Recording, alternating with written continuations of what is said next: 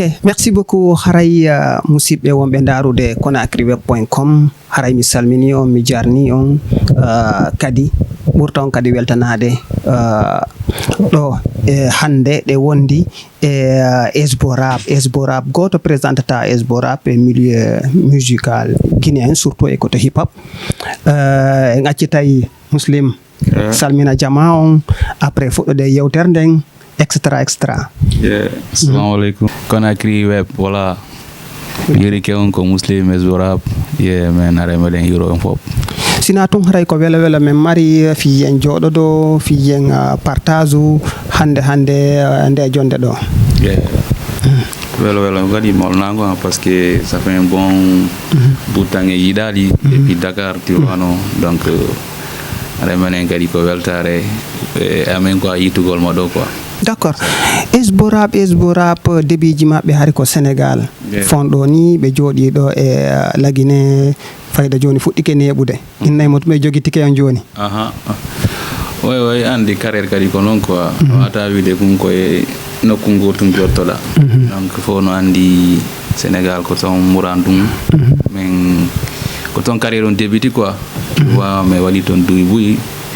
donc kadi men jandi donc objectif on kadi hari ko si yehi ha wi ton base buusa arta ka leydi ga joɗo ga kadi tabita donc sa heɓiri to a heɓiri ga gadi haray bona quoi ɓurtay to moƴƴude tu vois non donc base on non waɗama Sénégal nde min garti Sénégal o public amen gonno ton tu vois o yi ɗum fewde men sakkiti wadde concert duɗa sec déjà jama notina vrai holli men vraiment ko ɗo piiji ɗin fuɗɗi donc ko ɗum ɗo woni komin falno ko na fuɗɗagol ton base on kadi jooɗo ɗon quoi ko mahugol ha muran ɗum towa après acca woɓɓe ara ƴettarelle on ton tu vois non mene min pousa min accanaɓe ton terrain on min arda ga kadi quoi. Comme yii comme no yewtirɗa noon depuis ko yaltinɗon mixtape mon on fayda ko ɗon piiji ɗin fuɗɗi memminade ko ɗon kadi fuɗɗi ɗon kadi ɓurde installade mais arɗon ɗo kadi e lagine e ɓurɗon basade mais est ce que comme no wirɗa noon hari to ko jonde wonɗon ɗaɓɓude joni noon koyɗe heɓike on hewtika mon fondo ɗo onon kadi ɗo wadde représente ko honno tigui yirɗon terrain on fondo arɗon tun ɓay iwɗo to ari wowlata ko haray surtout kadi no jogui kadi mixtape goto haray ɗum ɗon onon konno ɗum annorino ɗon accueillon et mouvement on etc. Bon d'abord hari à distance hari meɗen yewtade piiji ɗi no feƴƴirayno ga hanno men yewtiri ga tu vois no men daari en tawi bon terrain on hari occupaka moƴƴa quoi tu vois buyno harno wadde muran ɗum mais menen ko men faala wadde ko ene waɗirta noon tawi suguɓe ngalaga. D'accord, ça veut dire si mi nani hari fondo arɗon ɗo hari ko terrain vide tawɗon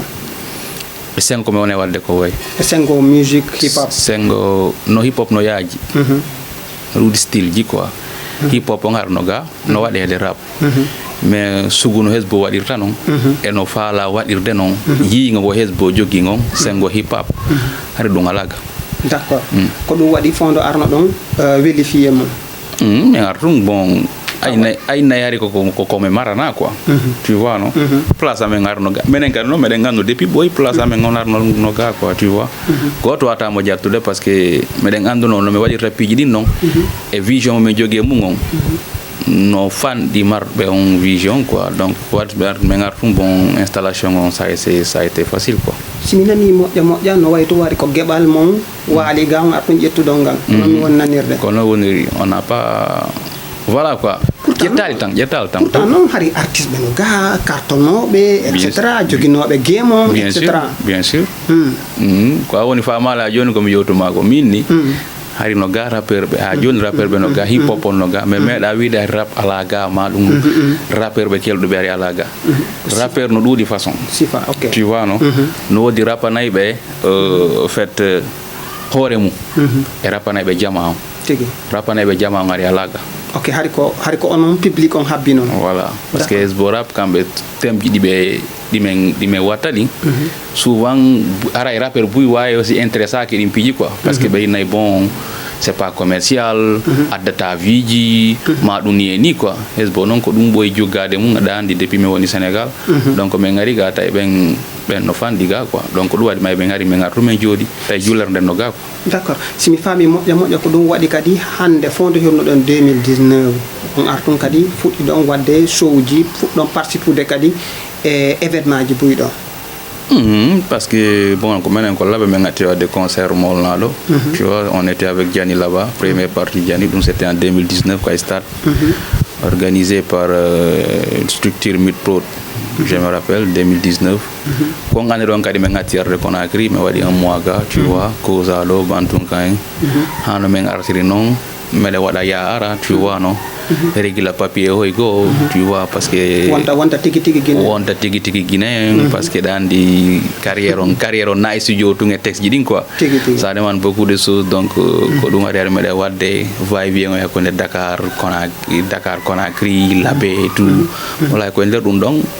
men may joni yo men jodo men tabita sayda ko men burta andule kadi vraiment ko honno gollirte honno gollirte hombe gollidete quoi tu vois non parce que awata on de Sénégal tout golla projet ara inna bon tu veux sortir un album à Conakry away wadde wadamo tu vois jama ara mais est ce que haray ay bay tigi résultat mo fal dans au résultat don non il faut anda terrain on tigi pion je den honno walori quoi si wawa bude résultat quoi ok haray ko casting e côté wondete ben e gollidete ben no tawa mu yewti men tigi a yewti men hande fondo ardon hari jullerde no do on artun ko gebal on artun ƴetton gebal ngal dum ko côté public on mais no heddi kadi côté terrain par rapport comme no wirda non e der yewtere nden anda ko be golidata anda kadi ko honto kadi wata joodade fi gollugol fondo ardon tigi fondo hewtudon après on étape don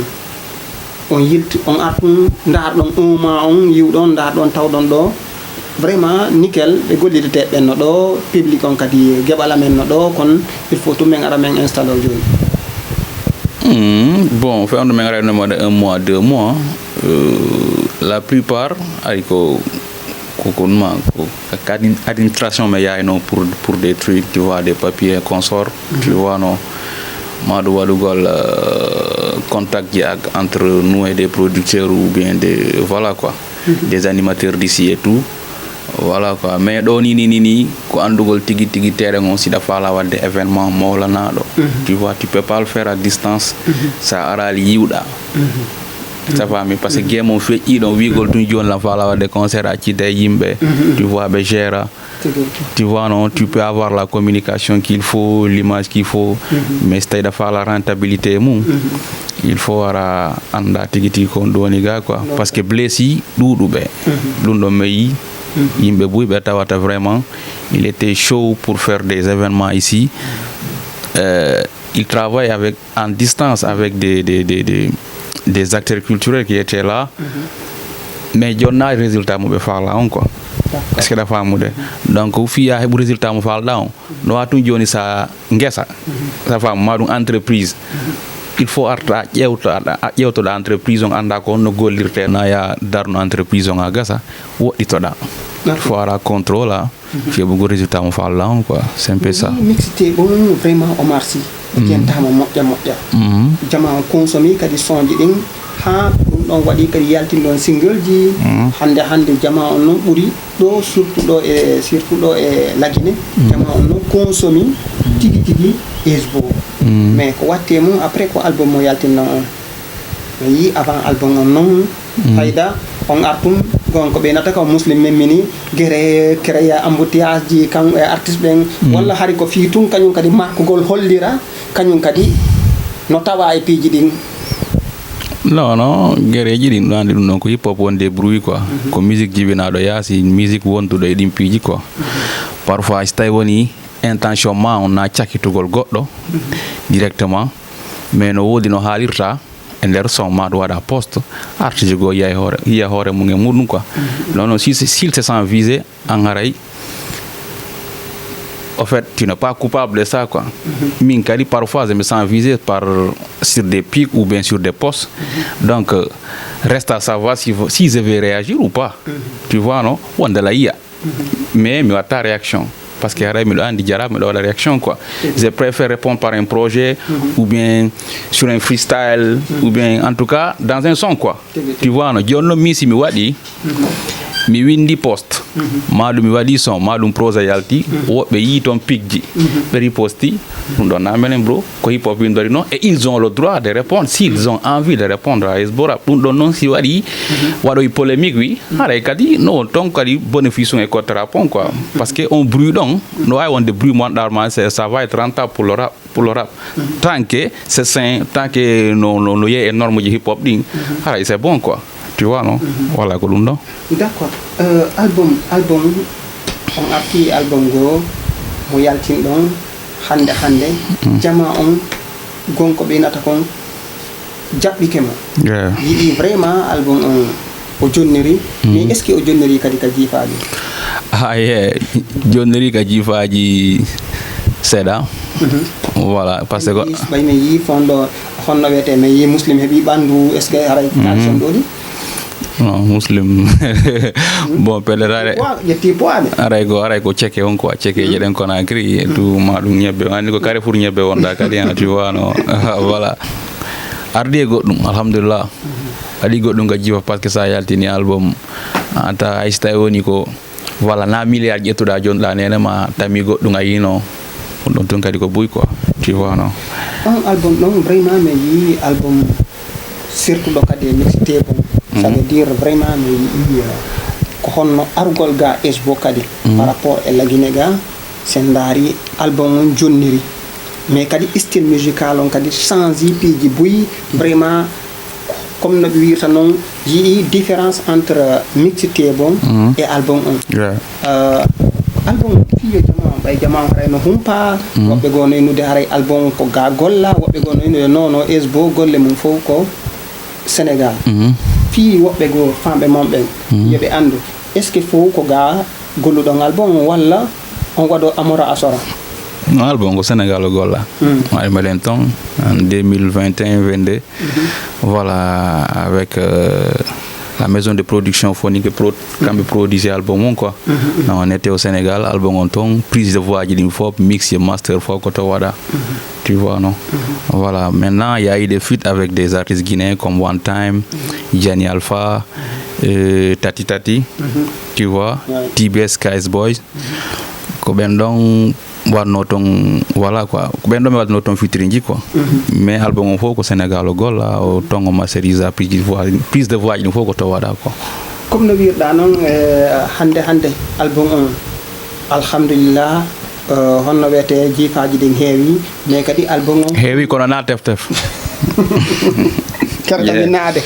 man mi tawi arane quoi taɓe sikkude o tigi no jodoriɗe ko lannata quoi tu vois kono wiyete kono album on kadi waɗi hande on déplacé ke okki on koyɗe hande so ɓe yi esbo yeehi hande voyage côté Europe hay clip moɓe wanno on yeeto nene vraiment son on jama on no fof no kiifude mo min nayi album on min honno wiyete ko on ɗon son no tawa e son ji an walla ko son an ko hymne national on noon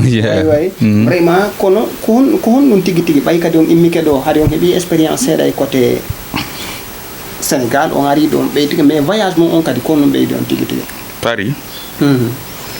bon non et voyage parce que en fait c'est juste quelques séjours mais wanno ton dans le cadre d'un concert tu vois collectif avec beaucoup des artistes guinéens au Zénith la nuit de la Guinée au Zénith ko ɗum e yewno ton du coup voilà quoi mi wata yide men heeɓi expérience trop parce qu'on n'a pas duré là-bas tu vois non donc ko ɗum ɗon a wata wiide a heeɓi expérience e leydi ndi ananɗa romantion ma tina même pas fait là-bas 6 mois ou 3 mois quoi tu vois sina ɗum ko manti non sina ɗum koye fenade natta quoi oy ko non Paris miɗo andi Paris ni tu vois t'as pas duré là-bas donc faut pas exagérer quoi tu vois mais quand même woodi haray andi gonko ɓe nata kon koɗon ndaaray kono koɗo kadi ndaarete non woday o fondo hewtu ɗon andi woɓɓe goo si yeehi toon hayso ko une semaine walla ko 10 jours watta ɓe nayi honto studio gontiri mi waɗi ton son mi waɗi ton son mi waɗi ton son yirɗon ton kadi par rapport e côté Mais on dit ton son avec un rappeur qui est là-bas, qui est basé là-bas. Mais bon, il y a rien d'exceptionnel comme ces catacombes. C'est juste un studio comme les studios qui sont ici, quoi. Tu vois, non? Micro, voilà, peut-être avec qualité de mix et master on certificat 5 jours, quoi. Mais alto, on a vraiment ça, il y a quelque chose de diabolique comme ça, comme il y a, quoi. Il y a peut-être tout refaire l'homme, tu vois, métro, voilà, quoi. Ok. Ɓaawo ko hewtuɗon langandi fonɗo ni ko noon tigi tigi kon ɗum wonɗon préparé ɓay on ɗon album o gayni promotion makko on gasi fonɗo ni haray kadi fi kadi wonɓe yiɗuɓe esboɓe kañum kadi haray ko noon tigi tigi ɗum manni album keso kadi mon e golde no woɗɗi ke bon waɗen 99% waɗama e gol dire ko heddi fof lanni fof gasi andi noon album fanni a yaltali kay studio tawi no lanni carrément mais sengo golle ɗen ko ɓuuri sattude kon e golle ɗen kay studio ɗum ɗon 99% du travail a été fait tu vois wow. On ɗon album hande ko différence on bo kadi min yiyatamo e album sakkitiɗo yaltinde on bon il y a un peu de différence côté sur certains sons tu vois par rapport à comme goluno ay sa inni hande fina fino ay ni kan no wawi wonde ko non kadi men dum ay sa inni sa fino fino ay ni kan no inde album non mi wata jolde no wawi wonde mais andi wo bay fo ko communication landi tu vois inde album on déjà men me de ngandi album no wete mais on n'a pas encore communiqué sur le voilà sur le titre de l'album et tout ɗum ɗon fof aroya ɗi lebbi aroji ɗo quoi ko non min habboto e album mais ko continuité quoi ɗa andi hesbo kamɓe carrière maɓɓe no a film tu vois parce que ça yiɗi ke fina fino continuité on ayimo ka no wawi wonde par exemple son ji buyɗe mi wanno ka fina fino ayi suite logique majji ka nder no wawi wonde miɗo wawma jonnude quelques extraits ɗi tawata woni suite logique ka album quoi sa ƴetti son debbo suite logique makko ko baba son baba on ko album sa ƴetti lumba keeri moka mixtape suite logiquement konko yeto nene tu comprends sa ƴetti manipulation suite logiquement konko new resetto no ko album ko film quoi épisode ji ɗi continue tu vois est ce que no jaman kañum no famiri non bon a wiyata fo famay tu vois non parce que ina yimɓete ɗum ko Allah tu woɗani neɗɗo ko gandiɗoɗa hunde o ko ber famuɓe ɓen ber jaɓuɓe famude ɓen ko ɓen jokketema e piijigo inna hesbo kon ɗum wonno ɓe wona utiliser ɗi punchline ji maɓɓe ɗo y a certains de tes auditeurs tout ce qui les intéresse c'est la manière dont tu te poses sur l'instru le contenu que tu donnes si hewti ka feññitugol wiyano konno ɗum ɗo yimira ɗum ɓe ala on tan quoi maintenant il y a des mélomanes il y a des connaisseurs parmi tes fans parce que fans ben kadi be hawta c'est-à-dire niveau wobbe no ton be andara mani kambe ko mélodie ji din no posota ka bit non e dengal ngal wonda wolde ko dum non intéressé be wobbe no ton il essaye de savoir beaucoup plus que ça par exemple ça va dire punchline ils essayent de comprendre à quoi tu fais allusion tu comprends et online ma donc quoi ça c'est les vrais mélomanes tu vois non ko dum do wadi non awata wi de fo famay murandum anno fadira da non mais alhamdulillah à chaque fois me yaltini projet bay men jetta tam men communique tu vois non mais hawjinta ka di jama wonde me minna no men adday album chaque 6 mois wala chaque 1 an tu vois mais des fois ha benda tu comprends hala si men addi be bay tan hedagol be ndara ko kondu yowta ton quoi est-ce que tu comprends yeah c'est ça d'accord ko wiida nan do fi famingol jama on ko yettuda e album do yaldon haray ko continue yeah wonta ko continue men habboto e mum fitrinji way fitrinji non der ton forcément walla ko ɗurata me yaade fitrin quand même fi artiste wonɓe ga walla wonɓe ga wonɓe Sénégal Kumalour mawla nandu wondu Sénégal Kumalour wala wondu Sénégal tammindu rappon ton mi wala no wolde inde mayru juwana ɗum no tawa tu vois no e tawa imagine de quoi si tu veux il y a des artistes guinéens aussi mi saloto mi hotto do wona non da way hottade en reste à savoir si stay woni ko non wonirta après voilà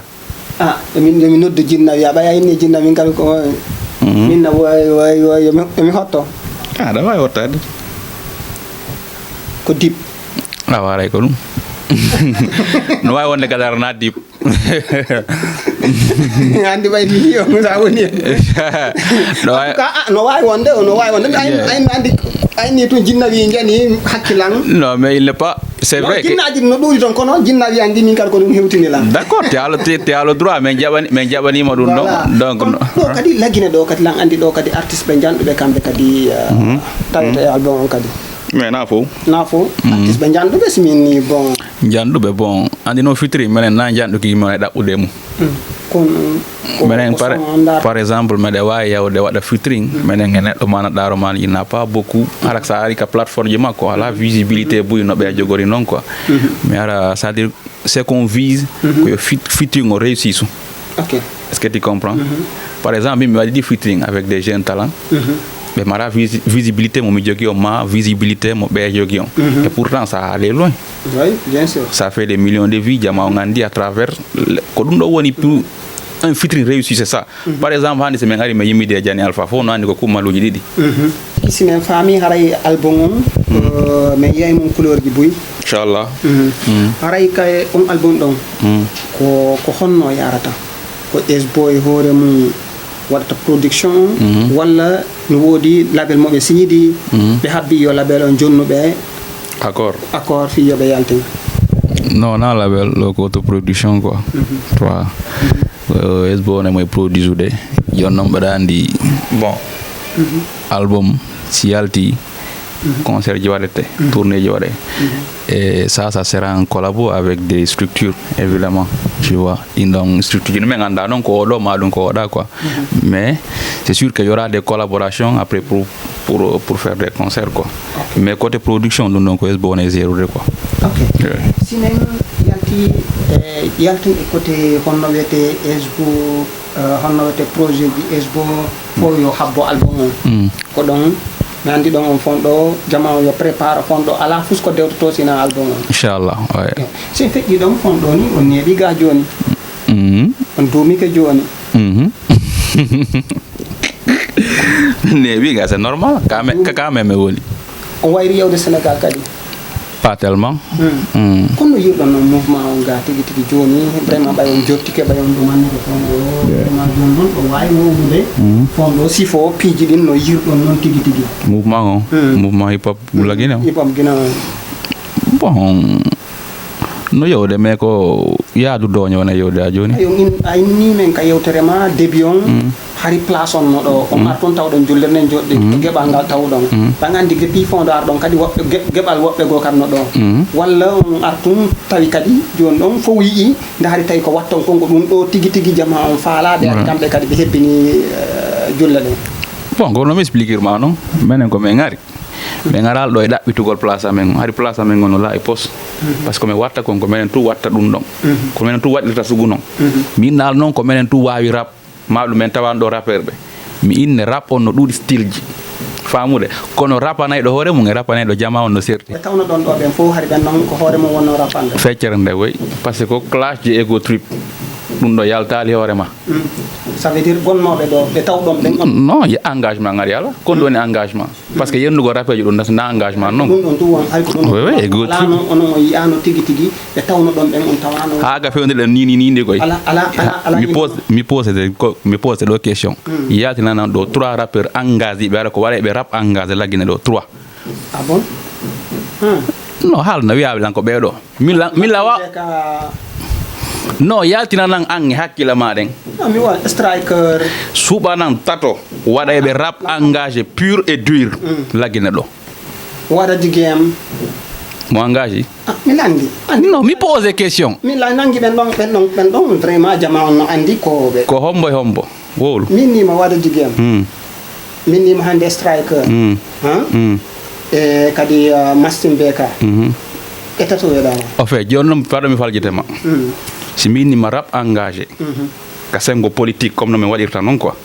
anko wolta ça veut dire onon haray ko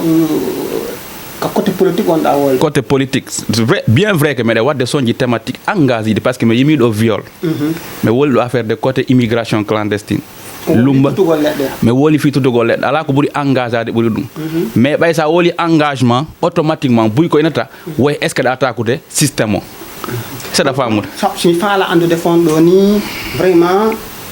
gili ko arɗon ha joni ko no yirno ɗon sarde noon ko nande way ha joni non faɗo ta détournu taw débat o wonen ko engagement taw mi inni par ce que wolde harde fi jullere mi innuma men armen tawi ɗo jullere amen nden par ce que waɗa ɓe karambol e rappular waɗa yewtere wola ko wona wola mette kuye guinen ɓen e rappular on hari muti ila yori kengen e prophète jeng iwi ɗo ko ɗum inuma e bunkaya en e miffageya en kaɓe iwnoɗo ɗum mutino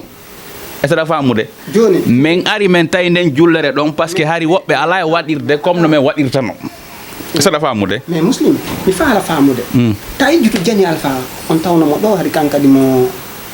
ɗo de Jani Alpha ko rap français watta 90% ko rap français watta n'est-ce pas la jentadalan kono alange famude mi innuma e karambor rap pular anko rap pular on saɗa famude karambor rap pular on saɗa famude ko hombo yiɗa no engageri no men engageri non ala est-ce que de famude joni noon nane pardon nane mi innima yaltinanan tato engagé ɓe e rap no mi wona e dénoncirde noon mi lawama yaltinande tato on mo sifiɗa ɗon mi waɗa e mo tête de liste Jani Alpha par ce que exil makko ko ɗum addimo e fof no andi kadi combat mo wona e mennude ka leydi ɗo striker no tawa e hesbo lanni hettiɓen fof mi yaali engagement maɓɓe so tawi woni koye affaire de sengo wonde noon ɓe waɗa sonhu une année par 2 ans mais hara chaque album tu vas retrouver des morceaux ma ɗum jama o ya pleño ka page maɓɓe inna vous n'êtes pas de Guinée ɓe wari to goɗɗo ma ɗum ɓe ndaara est ce que ça peut apporter quelque addana ɓe buzz ɓe wowli est ce que waɗa effet ce que tu vois et nous on parle on s'en fout du buzz waɗa effet ma ɗum watta effet pour nous c'est un devoir tu vois non Jani striker hesbo kono fi nanen har mi fermi côté album kono hande angal artoyowo on ɗo fiyen artumo ça veut dire haray album on komin habboto ko on engagement ça veut dire 9 sur 10 ko côté système on yewto non parce que ande kadi au fait ala andi ke men nane ɓay men ari Guinée kon ɗum men jangiga awa konko men jangi ɗon noon no yawti politique teddugal ema ko jiiɓi leydi ndin kon no yawti politique minen komi woni Sénégal ma ɗum komi waɗayno ɗiyasonji à distance on pensait que problème guinéen ɓen 80% c'est les politico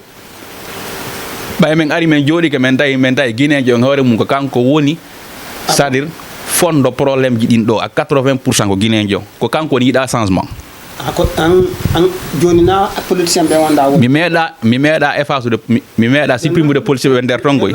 min gay ndiye ɓen ɗon par ce que on ɗo fof ɗon andi compte me rewde maɓɓe bon joni ça veut dire ko ɓe arɗon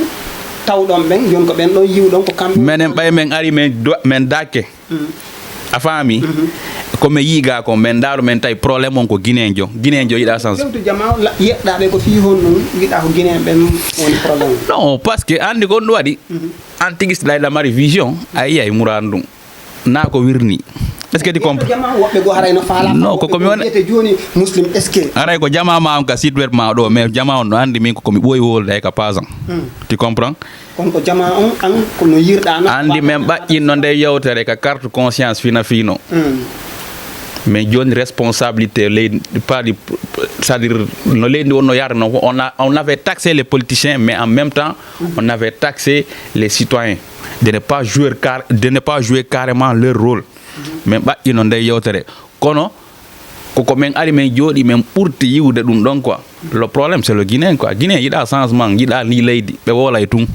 ɓe yiɗa ndi leydi comme miɗo wawma addande dalil mi landikema joni politicien a yettola kono mi landikema guili nanen yimɓe ɓen jama o kono fiyono sappiɗa ɓe ok joni a faala mi addante daliluji tan yiya au fait ande sa daari 80% de la population guinéen c'est des jeunes non ko hon ɗum woni c'est à dire occupation sukaɓe ɓen ko hon ɗum woni débat ji maɓɓe ɗi ndaro hay ka réseaux sociaux ko hon ɗum mais c'est des débats futilité ma ɗum ndaara tawa hande au régime ɗo ɓe jooɗori coup d'état mais sukaɓe ɓen feccere nden no yooɗo soutenen o régime ɗon par ce que ɓe jonnede goɗɗum joni no wiyama wondema si leydi sansay ko sukaɓe ɓen immoto daro sansadi min naali yen sunnu ma ɗum yen bonnu parce que la révolution d'aujourd'hui c'est dans la tête elle a été toujours dans la tête aussi quoi a famude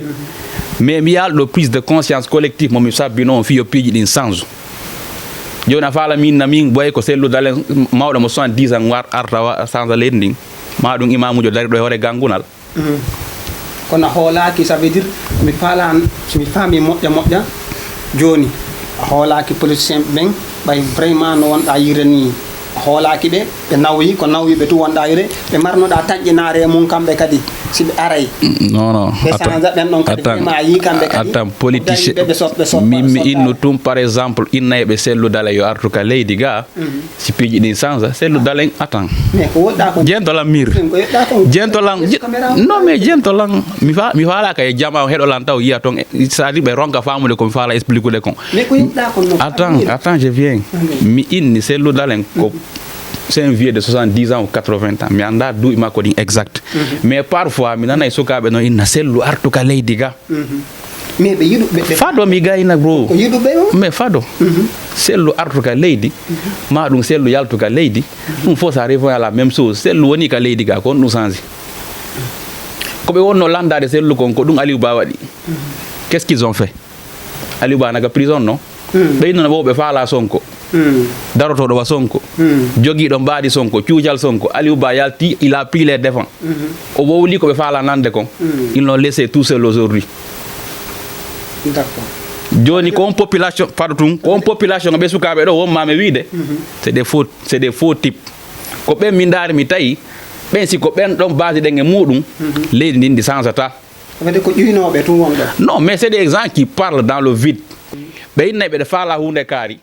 adda wiya heno ɗo ɓe fof ɓe pottito yewtere nden foti rythme on ɗum annike kono e nder yewtere nden ɓay tun honno wiyete a fuɗɗike yewtude tigui engagement mo artiste ɓe mari on et surtout leydi ndin fon ɗo no ndi wayi noon mais quand même piyen ferme ɓaynanen haari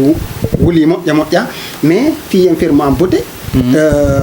kono yiɗon peeji ɗin ɗo en tant que ɓayon inni haari no ɗuɗa engagé ɓe comme no engagé ri ɗon noon joni hande kono wawɗo yewtude hande sukaɓe ɓen e kadi honno wiyete kadi jama on kadi bon koko wonɗa haalde kon ko ɗum noddata jama o tu vois ko wonɗa wolde kon souvent applique ɗum e nder comportement ma o koye ɗum tume wata noddude jama o prise de conscience collective ɗum no woni artiste ɓe ɓen ma ɗum ɓe wona artiste o ce que tu vois parce que sa daari les artistes sont minoritaires la plupart ko ɓe wawi ko windugol sonji ma ɗum waɗa tu vois no des vidéos et tout mais réel changement on tigui ko société o wata immade tu vois fewta nokku gotum holla engagement holla cuucal fiyo piiji ɗin change mais si tawi woni hande sukaɓe holoraɓe ɓen ko ɓe wona e noddude pay koye gaynal ƴoƴde koye futilité haray no hulɓini quoi tu vois no parce que hande sa daari TikTok ji men ɗin Facebook ji men ɗin message ji ala e mum contenu ala les gens se disent des créateurs de contenu mais contenu ala e majji fus parce que ko yenediro ko haalugol fi sextape ji ko futilité ji sukaɓe ɓen fotta ɓe c'est-à-dire hakkille ɗen soit laaɓa quoi e sengo fiwigol darono e leydi ndi daare no piiji ɗin changirta mimi si kano sukaɓe lagi no wawi mobilisation parce que ɗo ɓe mobilise ɗo fotta ɗo e 611 ru ma ɓe mobilise ɓe fotta e place ji tu vois no ɓe mobilise no futilité et pourtant woɓɓe no nanga sukaɓe tawata ɓen ɗon ko fi ɓantal leydi ndin ɓe sokira ɓen ɗon no hatton inno e ɗi mobilisation ji maɓɓe ɗon quoi mais nde wolɗa o ko wigol nous on a le droit de au bonheur patati patata hara noon bonheur ma on tigui ko si lagine développé parce que ɗen renti hande ha ka fewndi ɗo courant ronku tabitude laawi ɓe wiide no jasirede to no moƴƴinire to ko no jasirede ga donc ha joni fus ko huuɓi ala ha joni heɓa lamɓe ɓe anndaɗa ma ɓe mari vision mo falɗe gon quoi lanɗo arɗo o no wolde ɗum ɗo si yeeya nder firta a faami ƴetta c'est à dire woɓɓe goo ɓen ɗo yalta waɗugol sale boulot yoɓa artiste ɓe yimana ɓe corrompa imamuɓe ɓen ɗo ƴetta ngenari ñaama inna dowaneɓe ce que tu vois ɗum ɗon fof na ko laɓata leydi yeeso noon lanɗo si tawi mo gollude himo hiɓi ka ɓerde makko wonde makko o laaɓuɗo o haton ina jonnugol enveloppe ji ma ɗum sakogol mbuuɗi ha ɓe inna crise de liquidité no ka banque ji a famude donc gara min ko dum mi noddi jama la Guinée on mi awata tongude fi jundaru ma do wigol jama on tawadu tayo ka lié de loisir ji non parce que na mi dictateur jo mi ngara mi fijay tu comprends mais no wodi moma mo fijete ka fijetake this time la Guinée anda essentiel on nini ko hondum ko hebugol lambe moƴƴube seda famude hara oti gesi laami ke no huli hay wadugol fal jereji go tay yano e hore makko. D'accord. Voilà. Vraiment me weltike mo men mi accirta mara wanta men don hay siko freestyle on to sukun. Ni non pe on do ko mi américain joy konguli ni. Wala bay goro nabama joni fondo. Non mi do wawi bay goro nabama. Goro fondo on tedda fondo. Goro nabama kono lyrics ji dinno do a joni tu vois. Man no seda hay siko secondum ko dum min ma pe on do mi do woni 3 américain jo. Awa mahi. Yeah, with them getting the boys, West African rapper with lot of noise, riding a race, trying to raise our consciousness, making the right choice. It's boo. I'm rapping with my younger brother. It's a family thing. Yeah, shout out to Big Fire. Still not doing what works. Make what we do work. We finally introduced to our people real rap. Standing for our nation, fighting for liberation. No affiliation with politician. I'm Muslim. Real name, no gimmick. Bring to me any type of beat, I'ma kill it. I'ma fill it with some truth from the village, sprinkled with knowledge, saving you from the pillage. What a top of Africa, we got everything. With the good leader, we can achieve anything. Guinea's beautiful, rich, come and see. Hope it makes sense, cause it's a third world country. Boom. Joni na pular. Ko pular ha joni kono si jilla ma bonata. On jaram.